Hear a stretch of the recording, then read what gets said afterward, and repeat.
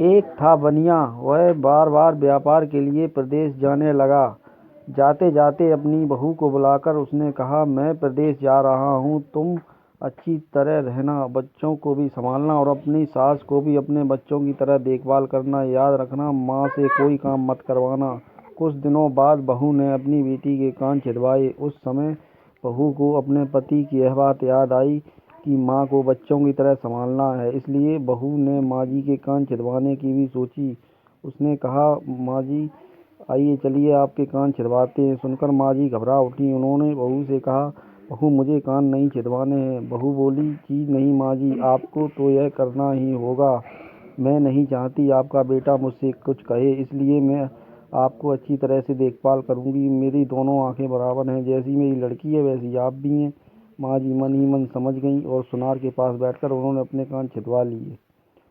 थोड़े दिनों बाद बहू अपनी बेटी के लिए बाली बनवाई तो उन्होंने अपनी पति की बात याद आई। फिर उसने माँ जी के लिए भी बाली बनवाई और कहा, आइए आपको बाली पहना दूँ। माँ जी ने कहा, बहू मुझे बाली क्यों पहनाती हूँ, मैं बूढ़ी हूँ, मुझे इसकी ज़रूरत नहीं है। बोली, तुम अपनी बेटी को पहनाओ, मुझे नहीं पहननी है।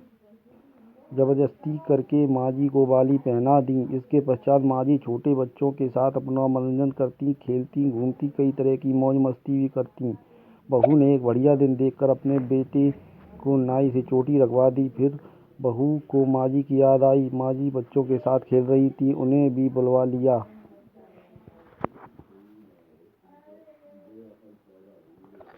माँ जी आइए, नाई के पास बैठिए, अपने लड़के की तरह मुझे आपके सिर पर भी चोटी रखवानी है। जब माँ जी गोविंद की चोटी रखवाई है तो आपको क्यों ना रखवाऊँ, इसलिए आप जल्दी आइए। बाद में बहू रोज माँ जी की चोटी में तेल डालती, चोटी गूंथती।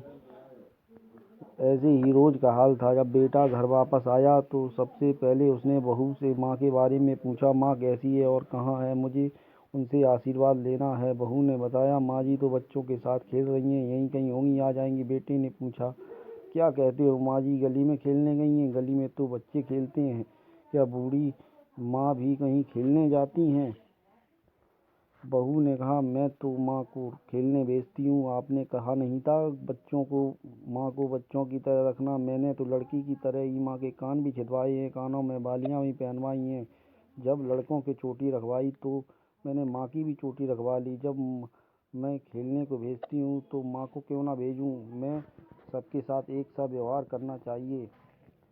पति समझ गया कि उसकी मूर्ख स्त्री की अकल का दिवाला निकल गया है। बाद में पति के कहने पर बहू ने माँ को पुकारा। माँ गली में खेलती खेलती आई। अपने बेटे को देखकर माँ की आंखों से आंसू जलजला आए। माँ की हालत देखकर बेटा भी दुखी हो गया। बहू की मूर्खता के लिए बेटे ने माँ से माफ़ी मांगी।